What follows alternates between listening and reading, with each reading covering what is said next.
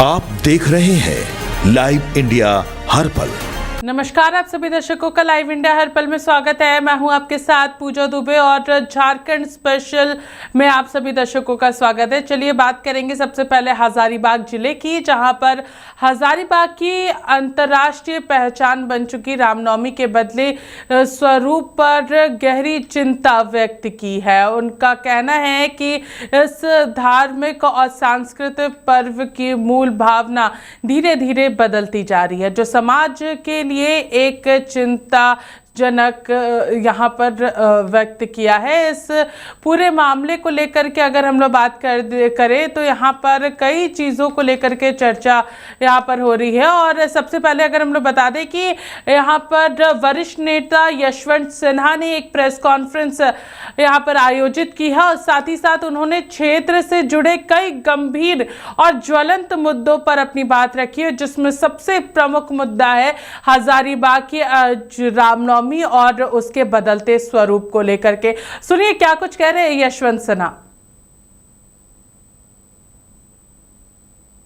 मासूम की जान चली गई तो क्या करना चाहिए? मैं 2-3 सुझाव देना चाहता हूं। एक तो डीजे में जो बेस है, बेस साउंड होता है ना, जिसमें ड्रम की आवाज कान को फाड़ने वाली आवाज होती है, उसका मानक प्रशासन अखाड़ों के साथ मिलकर तय करे कि इससे ज्यादा उसमें आवाज नहीं आएगी। मैं इससे सहमत नहीं हूं, लेकिन फिर भी मैं ये वकालत नहीं कर रहा हूं कि डीजे को पूरी तरह से बैन कर दिया जाए, वो अच्छा होता है।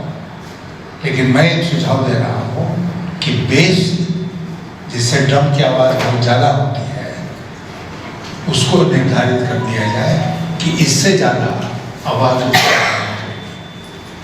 और अगर निकलेगी तो फिर जो आवश्यक कार्रवाई है वो प्रशासन करे। हजारीबाग की इंटरनेशनल रामनवमी के बारे में हम लोग सब इस बात पर गर्व करते रहे हैं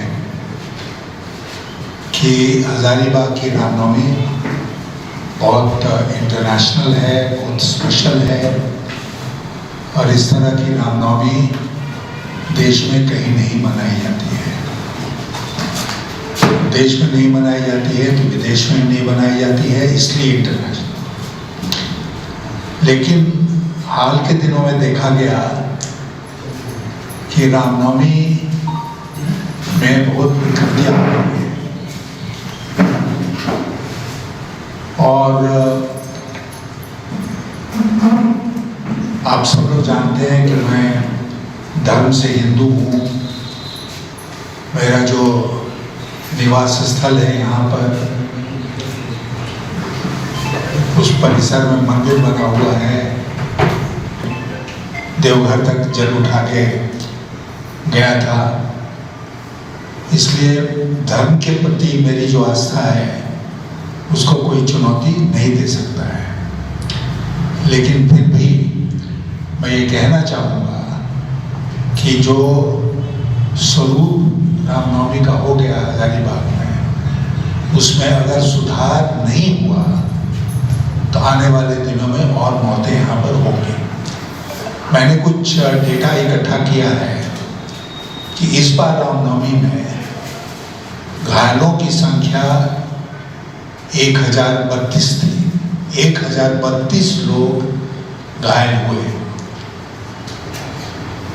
रिम्स रांची एक व्यक्ति को रेफर किया गया, 5 लोगों की मौत हुई। और मैं हजारीबाग के ही नहीं, आसपास के क्षेत्र की मैं बात कर रहा हूँ। मैं कल विष्णुगढ़ गया था और जब लौट रहा था तो दारू में रुका, उस परिवार के साथ नौजवान मौत के घाट उतार दिया गया।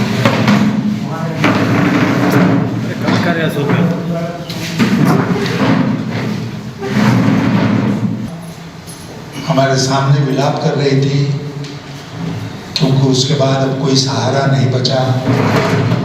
एक बच्चे की माँ है, उसका क्या होगा। भाग्यवश वो ट्रेंड है, एक ट्रेंड नर्स है, एमए की परीक्षा भी उसने पास की है और हमने उसको आश्वस्त किया है कि मैं यहाँ के प्रशासन के पदाधिकारियों के साथ बात करके कोशिश करूँगा कि उसके जीवन के साधन का कोई उपाय हो जाए।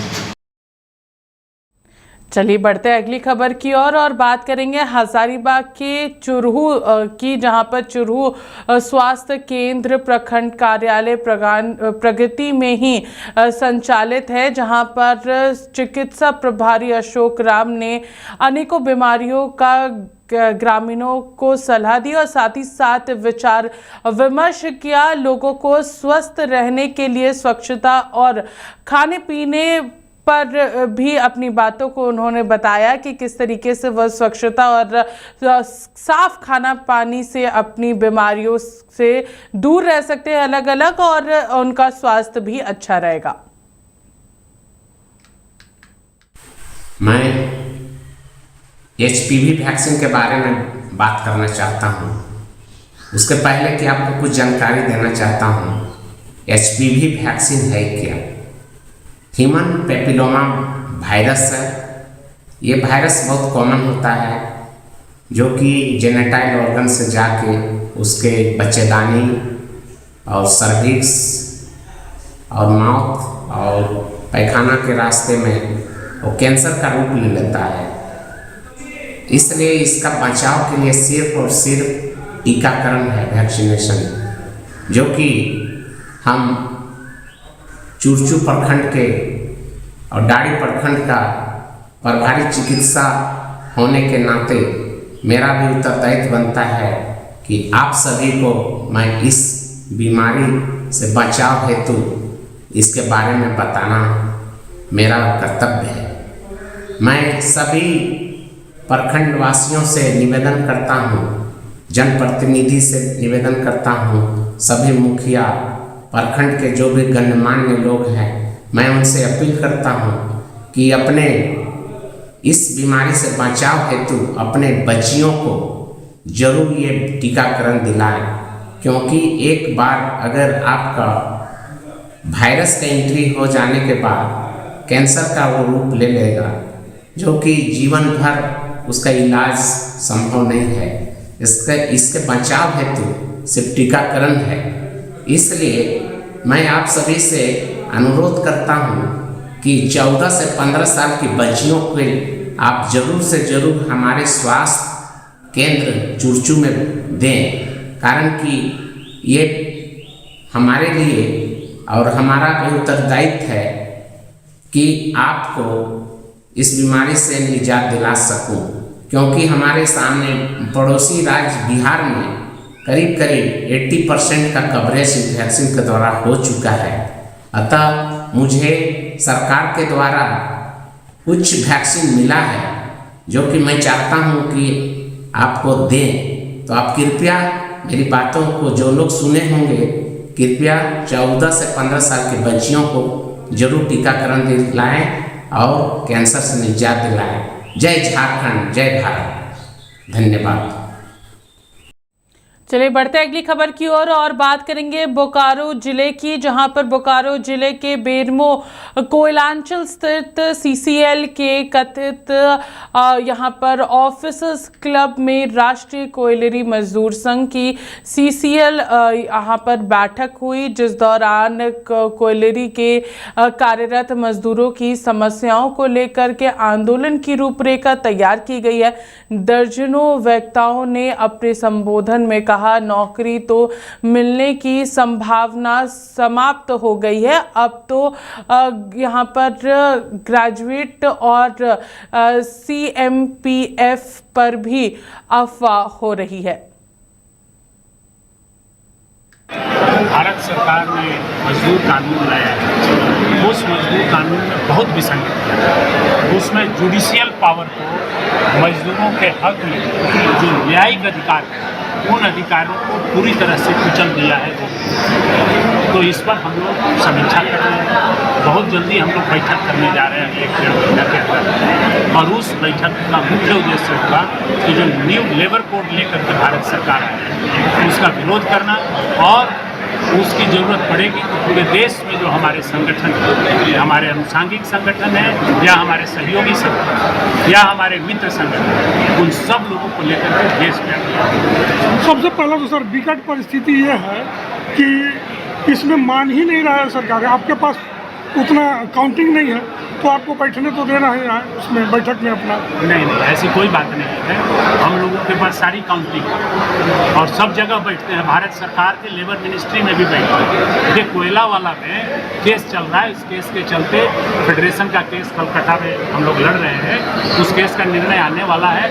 जैसे ही निर्णय आता है सब दूध का दूध पानी का पानी। मजदूर रहेगी नहीं, ये रह रही है। आप देख नहीं रहे हैं कि हमारे कितने मजबूत संगठन यहाँ के लोग लड़ रहे हैं। और जहाँ ज़रूरत होगी हम लोग एकदम उनके मजदूरों के साथ, अपने साथियों के साथ पूरी ताकत से खड़े। सभी खदानें भी आउटसोर्सिंग की ओर जा रही है, इस पर आप क्या कहेंगे? देखिए, आउटसोर्सिंग तो गवर्नमेंट ऑफ इंडिया का ये नियम हो गया, इसको हम लोग नहीं रोक सकते। लेकिन आउटसोर्सिंग में जो असंगठित मजदूर हैं उनके हितों की रक्षा करना ये हम लोगों का दायित्व है और उस पर हम लोग मुखर होकर के काम करेंगे। चलिए बढ़ते हैं अगली खबर की ओर और बात करेंगे बोकारो की, जहां पर 8 महीने पहले लापता हुई बच्ची पुष्पा कुमारी के मामले में एक बार फिर से मामला तूल पकड़ता जा रहा है। जिला परिषद उपाध्यक्ष बबीता कुमारी ने बुधवार को जिला परिषद कार्यालय में प्रेस कॉन्फ्रेंस कर पुलिस प्रशासन पर गंभीर आरोप लगाए हैं। उन्होंने साफ शब्दों में कहा है कि हमें छात्र जिंदा है, मुर्दा चाहिए, लेकिन पुलिस इस मामले में लगातार लापरवाही बरत रही है। और उन्होंने आरोप लगाया है कि इतने लंबे समय के बाद भी पुलिस छात्रा का कोई सुराग नहीं ला पाई है, जिससे उनकी कार्यशैली पर सवाल उठते हैं। ये पुष्पा कुमारी को करीबन आज मतलब करीबन 9 महीना के आसपास, 8 महीना तो बीत गया।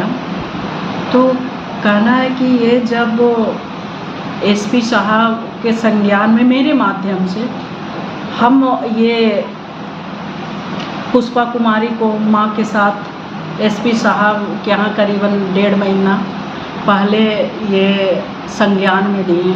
और इनके पास उस तरह का था कि 5 बार 6 बार डीसी एसपी को आवेदन दिए।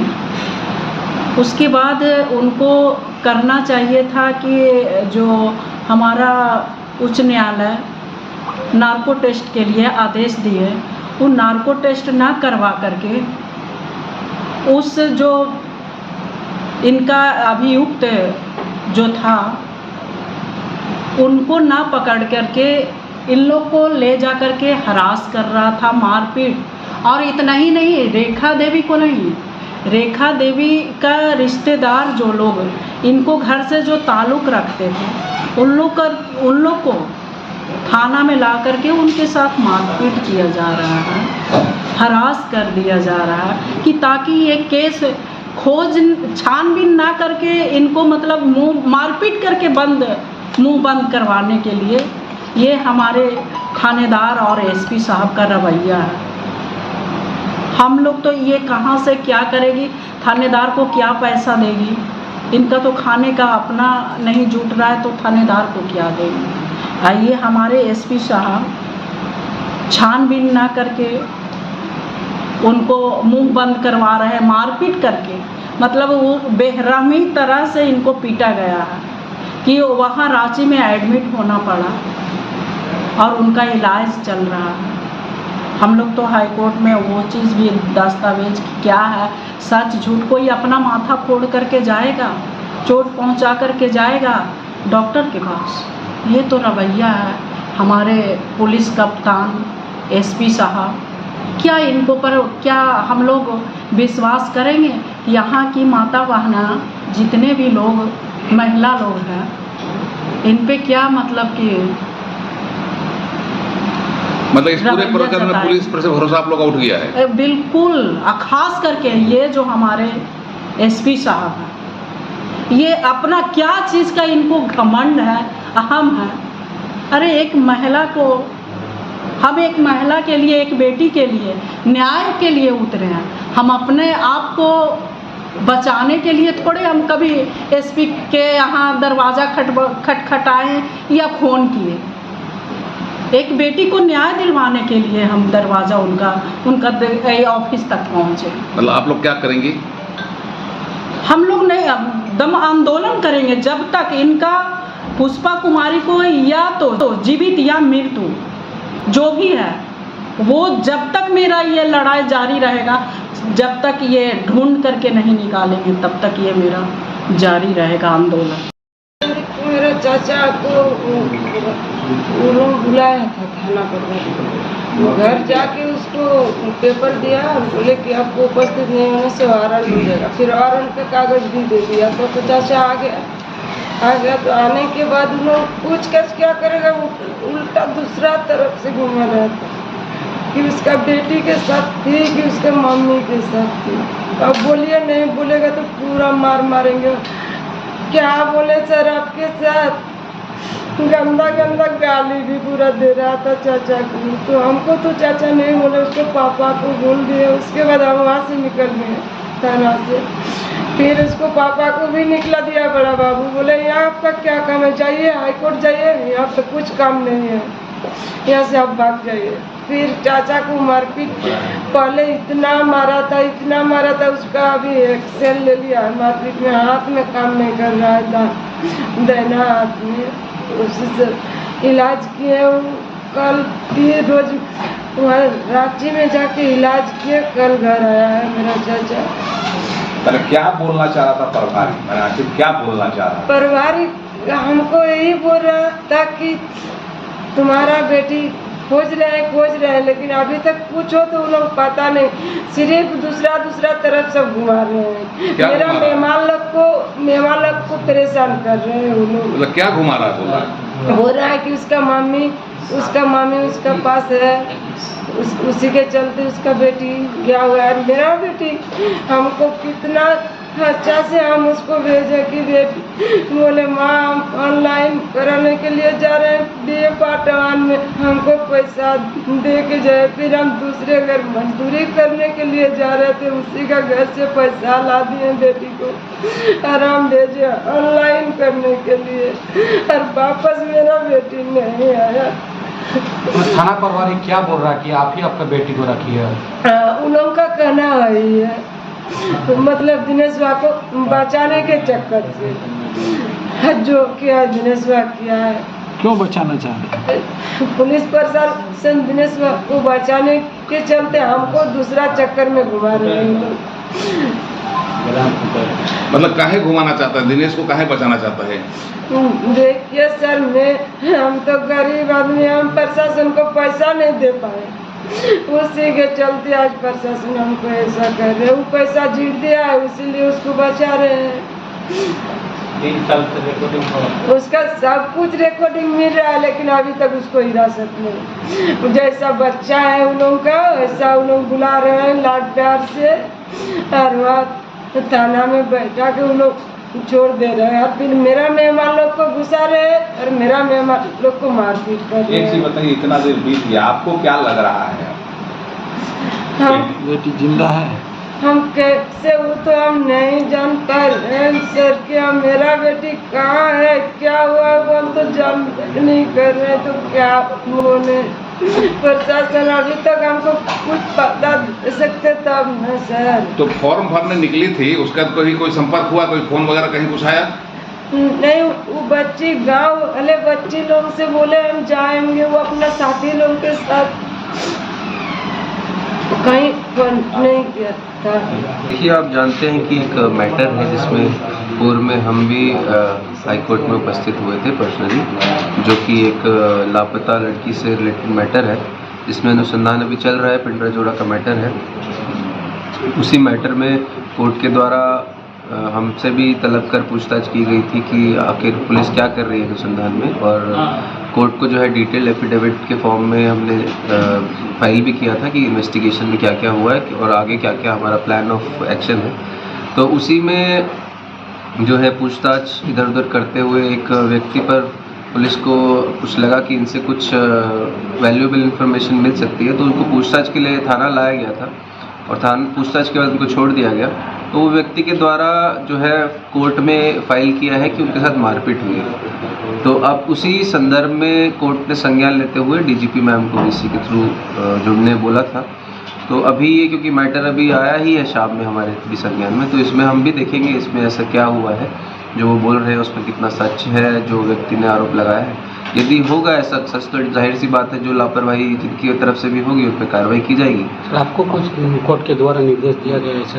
हमसे क्योंकि उसमें जुड़ने नहीं बोला गया था, बट निर्देश जो पूर्व से दिया गया वो यही है कि अनुसंधान को और तेज़ी से करना है, लड़की को बरामद करना है। उसी दिशा में भी यही स्टेप उठाया गया है। अब उसमें अगर लगता है किसी से अगर ऐसा कुछ हुआ है तो जाहिर सी बात है लापरवाही हुई होगी तो कार्रवाई भी होगी, बट अभी तक ऐसा कुछ आया नहीं है क्योंकि अभी शाम को ही ये बात पता चली है। अब इस पर आगे हम लोग इसमें जांच बिठाएंगे और देखते हैं जांच में। सर कोर्ट के द्वारा आपके ऊपर क्रिमिनल कंप्लेंट का दर्ज करने के कहा गया है, तो वो कोर्ट बहुत वो है जैसा उनको ठीक लगेगा। अगर उनको लगता है ऐसी कोई गलती हुई है और मतलब वो है तो कोर्ट तो ऑर्डर पास कर ही सकता है, उसमें तो हम कमेंट भी नहीं कर सकते, उस मैटर सब जुडिस है। हम लोग वही कर रहे हैं जो जैसा कोर्ट चाहती है कि अनुसंधान जो है त्वरित हो। हम लोग प्रोफेशनल तरीके से इन्वेस्टिगेशन को कर रहे हैं और हमें उम्मीद है कि जैसे जैसे लीड मिलेगा तो इसमें ज़रूर केस खुलेगा और कुछ ना कुछ आगे पॉजिटिव आउटकम भी आएगा। सर अगला तारीख कब बुलाया गया ऐसा कुछ? अगला तारीख शायद परसों बुलाया गया।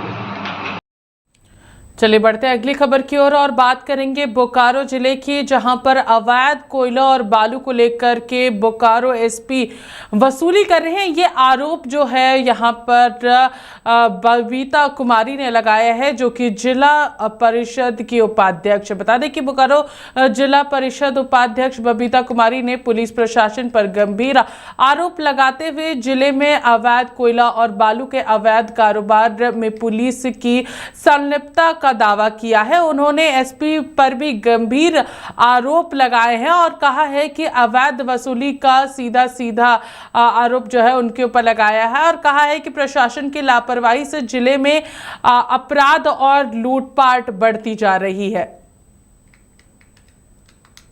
था परसों कम से कम 4 से 5 बार एसपी साहब को कॉल किए, एसपी साहब कॉल नहीं उठाए।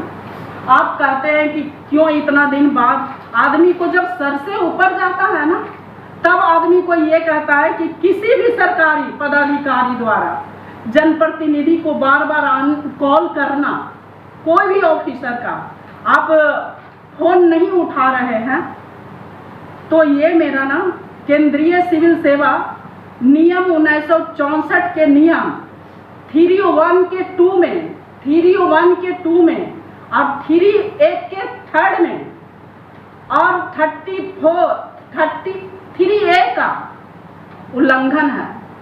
साथ ही में कार्मिक एवं प्रशिक्षण विभाग द्वारा जारी दिशा निर्देशों का भी उल्लंघन होता है। ये सोच रहे हैं नियम 3 के 1 का 2 में सत्य और निष्ठा कर्तव्य के प्रति समर्पण बनाए रखना। नियम 3 के 1(3) में ऐसा कोई भी कार्य नहीं करना हो कि जो कि एक सरकारी कर्मचारी के लिए अशोभनीय है, अमान्य है। नियम 3 के में सरकारी कामकाज में तत्परता और शिष्टाचार बनाए रखना, ये डीएसपी साहब, एसपी साहब को जानकारी रखना चाहिए। उनको भी जानकारी का अभाव है। तो क्या अवैध कोयला और बालू के लिए आप सड़क पर उतरेंगे? अब एकदम उतरेंगे। हम तो सबसे ये करते हैं, ये हमारे खास करके बोलते हैं जो ये ट्रैक्टर, वो ट्रैक्टर जितने चालक है, मालिक हैं, ट्रैक्टर मालिक है, उनसे भी हम आग्रह करते हैं कि आप लोग भी रोड में उतरिए। जो डंपर गाड़ी पार होता है 1,03,000 प्रति गाड़ी एसपी साहब के पॉकेट में जाता है। हमारे ट्रैक्टर मालिक को उतना औकात नहीं है। वो तो अपना भरण पोषण, आज 5 साल से बालू बंद है, इतना बड़ा बड़ा बिल्डिंग सरकारी आवास कैसे बन रहा? आप प्रेस के माध्यम से हम बोलना चाह रहे हैं कि 5 साल से बालू का टेंडर सब बंद है, लेकिन क्या सरकारी बिल्डिंग नहीं बन रहा है? मान लिया कि छोटा मोटा जो घर बना रहा है गांव में, देहात गांव में, वो ट्रैक्टर के माध्यम से जाता है। हम परसों दिन का घटना बता रहे हैं, तरसों दिन का घटना बता रहे हैं कि ट्रक से लगातार 3 से 4 ट्रक हमारा जितना कोयला का यहाँ पे खनन, जितना कोयला खदान है, सब जगह से पार हो रहा है। आज कसमार रोड से पार हो रहा था। हम एसपी साहब को फ़ोन किए, एसपी साहब फ़ोन नहीं उठाए। क्यों फ़ोन उठाएंगे? सब गाड़ी से मिल रहा है 1,03,000, तो वो हमारे यहाँ वसूली करने आए हैं। तो ये बताइए मैडम कि इस तरीके से, जिस तरीके से आप बता रही है खनिज संपदा का लूट हो रही है, तस्करी हो रही है, तो आपको अब क्या मतलब, अब जिला परिषद के उपाध्यक्ष इन गाड़ियों को पकड़ने के लिए सड़क पर उतरेंगे? क्या पकड़ने का काम आप लोग करेंगे? हम तो उपाध्यक्ष तो हैं, लेकिन हम आम जनता जैसा बात कर रहे हैं। आज हम एक आम आदमी जैसा बात कर रहे हैं कि हम सभी लोग से हाथ जोड़ के अपील कर रहे हैं कि यदि हम लोग एक हो करके, कोई मंच से न बात कर रहे हैं, नहीं कोई दल से बात कर रहे हैं, यदि हम लोग चाहेंगे तो एक महिला ना जितना बोलता है कि सत्यवादी, उतना ही दुर्गा का रूप और काली का रूप लेने का भी साहस रखते हैं। मतलब कोयला तस्करों के खिलाफ दुर्गा बनेंगे आप? हम दुर्गा बनेंगे, काली बनेंगे, हमको जिनसे लड़ना रहेगा। अब इतना हो गया है कि मेरे साथ 4 से 5 लोग, हम भीड़ लगाने का ये नहीं, पेन पेपर होना चाहिए, रूल नियम होना चाहिए, हम रूल नियम से लड़ेंगे। हम भीड़ जुटा करके हम नहीं लड़ने जा रहे हैं और न ये कर रहे हैं। जैसे कि बात की है कि ये लड़की का मुद्दा मेरा पहला मुद्दा। चलिए बढ़ते हैं अगली खबर की ओर और बात करेंगे नारी शक्ति वंदन अधिनियम की, जिसको लेकर के झारखंड विधानसभा के पूर्व नेता प्रतिपक्ष और भारतीय जनता पार्टी के प्रदेश महामंत्री अमर कुमार बाउरी ने प्रधानमंत्री नरेंद्र मोदी और लोकसभा साथ ही साथ राज्यसभा के सभी सांसदों का आभार व्यक्त करते हुए कहा है कि नारी शक्ति वंदन अधिनियम से सिर्फ नारी सशक्तिकरण को बल नहीं मिलेगा, बल्कि नारी सशक्तिकरण और उनसे जुड़े कई मुद्दे जैसे पोषण, महिला सुरक्षा आदि को लेकर के भी सकारात्मक कार्य किए जा रहे हैं। नमस्कार, जोहार। नारी शक्ति वंदन अधिनियम के लिए मैं देश के यशस्वी प्रधानमंत्री श्रीमान नरेंद्र मोदी जी, तमाम लोकसभा और राज्यसभा के माननीय सांसदगणों को हृदय से आभार व्यक्त करना चाहता हूँ।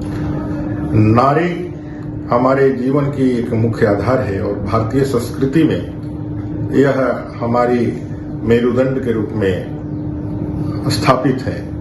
33% नेतृत्व में आरक्षण देकर के जहां वोमेन एम्पावरमेंट होगा, वहीं वोमेन लेड एम्पावरमेंट भी आगे बढ़ेगा। माननीय मोदी जी की यह दूरदर्शी सोच और उनका वह कमिटमेंट, वो संकल्प, जिसको सिद्ध करने के लिए वो आगे बढ़ रहे हैं। 2029 लोकसभा में हम अपने संसद के अंदर 33% महिला नेतृत्व को देखेंगे और महिलाएं जब नेतृत्व संभालेंगी तो संवेदनशील भी होगा। समाज से जुड़े हुए मुद्दे जो कहीं ना कहीं दिलों के पास होते हैं, जिसमें संवेदनाएं होती है, चाहे वो नारी सुरक्षा हो, चाहे पोषण हो, चाहे पारिवारिक एक जो हमारा ताना बना है उसको संरक्षित रखना हो, ये सारे विषयों को लेकर के वो एक सशक्त नारी के रूप में जो न सिर्फ इस भारत को बल्कि विश्व को भी एक मार्गदर्शन देंगी, ऐसे ऐतिहासिक घड़ी के लिए हम सब इंतजार कर रहे हैं और माननीय मोदी जी को, माननीय प्रधानमंत्री जी को और एक बार उनको अभिनंदन कर रहे हैं, उनको धन्यवाद दे रहे हैं। जय जय।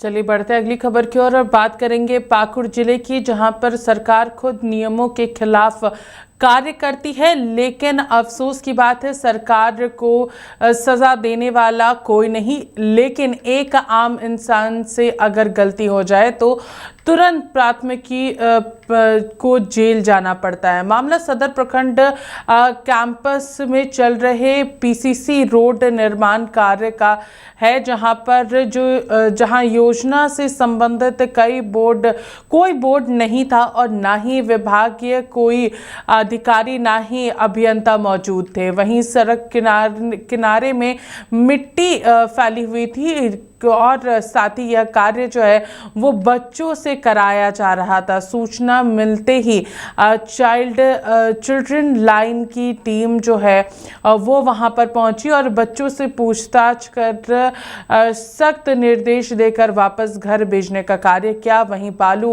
यहां पर संकरण पदाधिकारी यहां पर मौजूद थे और उनसे भी यहां पर साफ तौर पर सारी चीज़ों को लेकर के बातचीत की गई।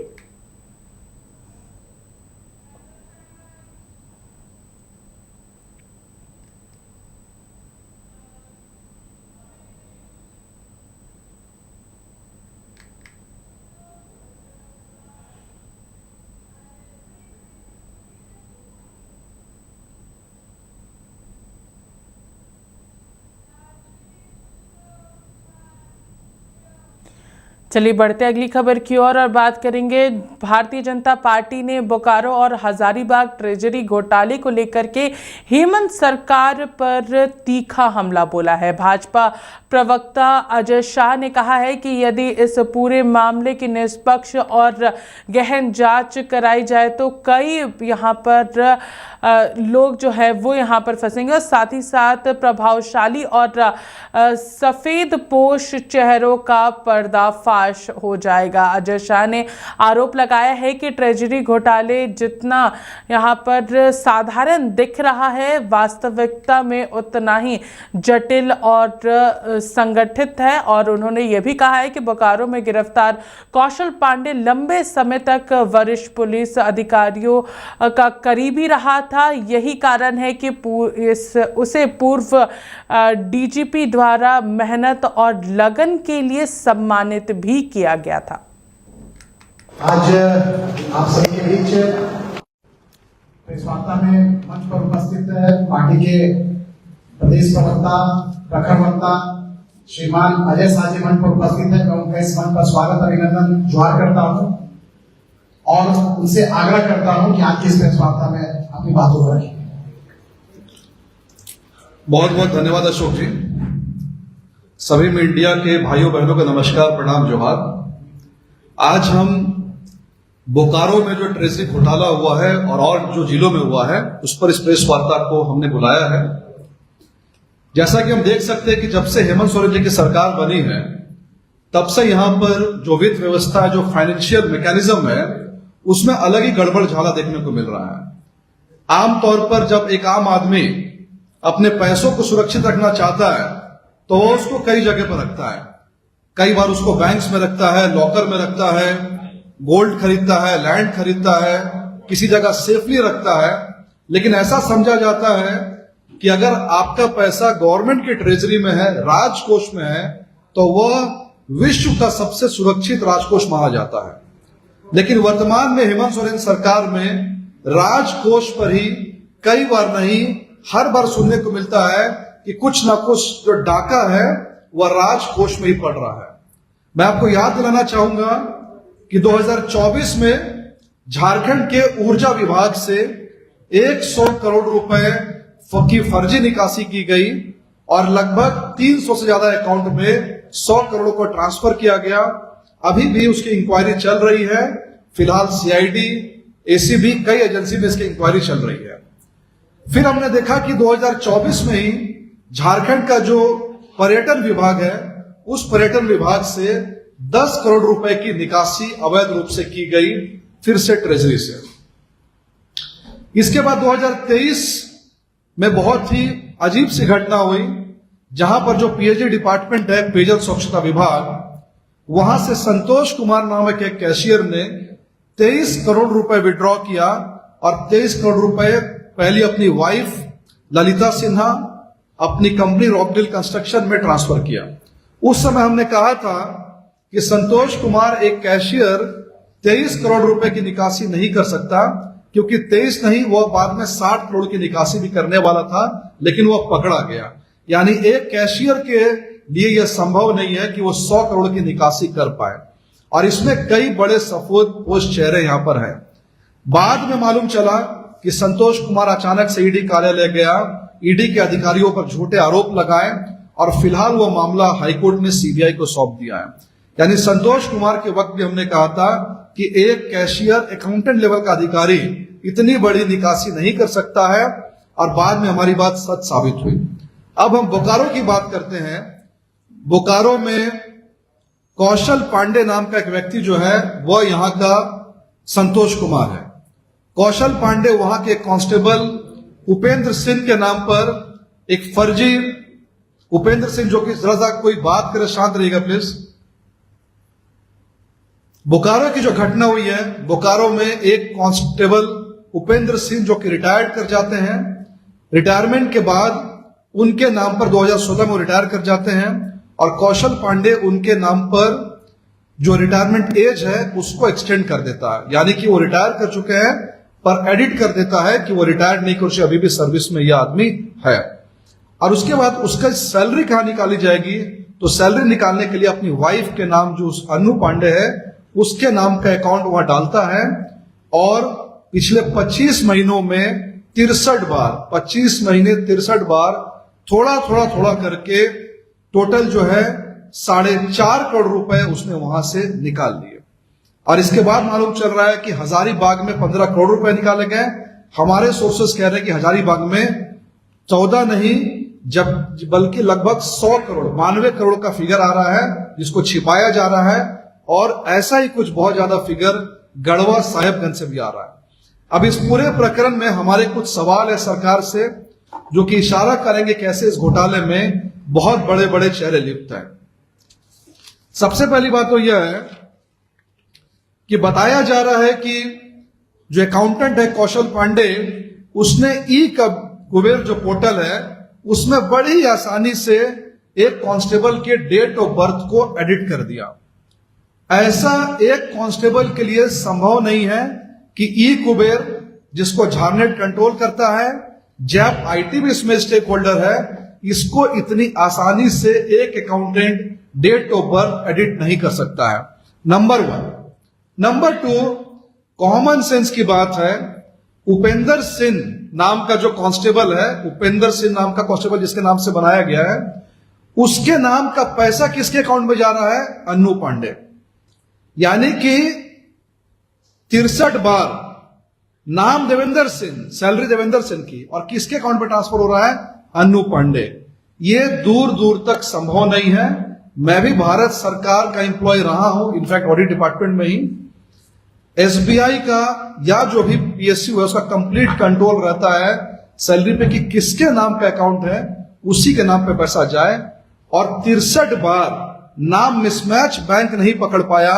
ये भी चलिए बढ़ते हैं अगली खबर की और बात करेंगे पाकुड़ जिले की, जहां पे कोयला खनन और परिवहन के कारण खतरा जो है वो लगातार प्रदूषण बन चुका है। बता दें कि जिले में इन दोनों कोयला खनन और परिवहन से हो रहे प्रदूषण, भीषण प्रदूषण के यहाँ पर विरुद्ध राष्ट्रीय हरि अधिकार के कड़े रुख अपनाए जा रहे हैं। साथ ही यहाँ पर शिकायत के बाद कोयला प्रदूषण के मामले को गंभीरता से लिया जा रहा है। जिला न्यायालय के अधिवक्ता मदन लाल अग्रवाल ने इस मामले से यहाँ पर एनजीटी को अवगत कराया है। इससे गंभीरता से लेते हुए एनजीटी ने औपचारिक मुकदमे के रूप में दर्ज कर लिया है और झारखंड सरकार को जवाब देने के लिए नोटिस भी जारी किया है। आपको बता दें कि नियमों को ताक पर रखकर कोयला कंपनी और ट्रांसपोर्टेशन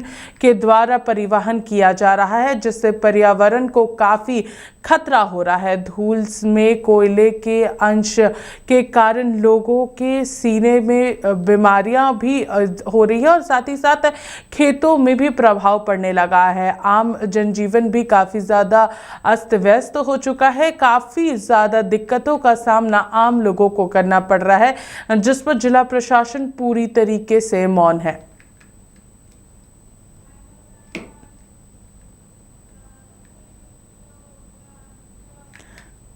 बात करेंगे बोकारो जिले की, जहां पर बोकारो जिले के चंद्रपुरा थाना क्षेत्र में एक डीएवी स्कूल की बस और साथ ही साथ यहां पर एक ट्रक के बीच में जोरदार टक्कर लगी, जिससे बस में बैठे करीब 2 दर्जन से अधिक बच्चे घायल हो गए। घायल सभी बच्चों को चंद्रपुरा अस्पताल में भर्ती कराया गया है, जहां घायल बच्चों का प्राथमिक इलाज कराया जा रहा है। वहीं घटना में गंभीर रूप से घायल एक बच्चे को बेहतर इलाज के लिए बोकारो जनरल अस्पताल भेज दिया गया है। दुखद घटना हुआ जिसमें डीएवी के बच्चे जो स्कूल बस से आ रहे थे, एक हाईवा के द्वारा ट्रक के द्वारा एक्सीडेंट हुआ, जिसमें कुछ बच्चे घायल हुए। एक अच्छी बात यह है कि किसी भी तरह का सभी बच्चे खतरे से बाहर हैं। मैं यहाँ के थाना प्रभारी महोदय, यहाँ के प्रखंड विकास पदाधिकारी महोदय और सभी आम जनता, सभी लोगों से धन्यवाद देना चाहूँगा कि तुरंत इस तरह की घटना हुआ तो सभी ने तत्परता दिखाते हुए सभी बच्चों को तुरंत बेहतर इलाज के लिए हमारे डीवीसी के हॉस्पिटल में लाए और तत्काल प्राथमिक चिकित्सा हुआ। उसमें एक बच्चे को बेहतर चिकित्सा के लिए हम लोगों ने बीजीएच भेजा है। हमारे उपायुक्त महोदय ने भी इसे संज्ञान में लिया है। बीजीएच के डॉक्टर साहब से सीधे उपायुक्त महोदय के द्वारा बात हुआ है। हमने भी बात किया बीजीएच के डॉक्टर साहब से और उन्होंने आश्वासन दिया है कि बेहतर इलाज किया जाएगा। सर, एक बच्चे ने कई बच्चे बोकारो के रेफर किया गया? 4 बच्चे गए हैं, लेकिन खतरे से बाहर। फिर भी बेहतर इलाज के लिए किसी भी तरह का आने वाले दिनों में दिक्कत नहीं, इसीलिए बीजीएच भेजा गया। टोटल कितने बच्चे के इंजोर्ड है? इंजोर्ड के संदर्भ में कितना बच्चे? 6 बच्चे। नहीं, डॉक्टर बताए 10 से 12, आंकड़ा भी वो भी नहीं बता रहे हैं। नॉर्मल चोट लगा उसको छोड़ दिया गया, सुई देके चोट नॉर्मल रहे, लगभग 12-13 बच्चे की ऐसी बात आ रही है। गाड़ी पकड़ाई कि नहीं सर जो एक्सीडेंट हुआ? नहीं, अभी जांच उसके इस संदर्भ में हम लोग अभी अन्वेषण में रखे हैं, जांच में रखे हैं। दूसरी बात है कि सर ये जो भी दोषी गाड़ी है या ड्राइवर है उस पर कठोर कानूनी कार्रवाई की। दूसरी बात यह कि बच्चों लोग जैसे बताएं कि ये बस जो ड्राइवर था वो काफ़ी गाड़ी स्पीड चला रहे थे, इसकी कंप्लेन भी कई बार बच्चों ने किया है, लेकिन ड्राइवर में सुधार नहीं आ रही थी। वो जो चंद्रपुरा का रोड है उस जगह जिस जगह पर हुआ, मैं अभी इस घटना स्थल से होकर आया हूँ। अचानक उस जगह पर मोड़ है, तो मोड़ जहाँ भी रहे, या तो इधर से जाने वाला या तो उधर से आने वाला, दोनों गाड़ियों को सावधानी के साथ मोड़ में जहाँ रहे थोड़ा सा धीरे से गाड़ी स्पीड दोनों तरफ से करना चाहिए। लेकिन चूँकि घटना हो गई है तो ये जाँच का विषय है, उसमें जरूर कानूनी बच्चों के सीधे आरोप है कि ड्राइवर तेज चला रहे थे बस। नहीं, इस संदर्भ में हम लोग लगातार जांच भी कर रहे हैं, निगरानी भी कर रहे हैं, लेकिन फिर गहन जांच हम लोग करेंगे और कानूनी कार्रवाई करेंगे। फिलहाल झारखंड स्पेशल में हमारे साथ इतना ही। देखते रहिए लाइव इंडिया हर पल। नमस्कार।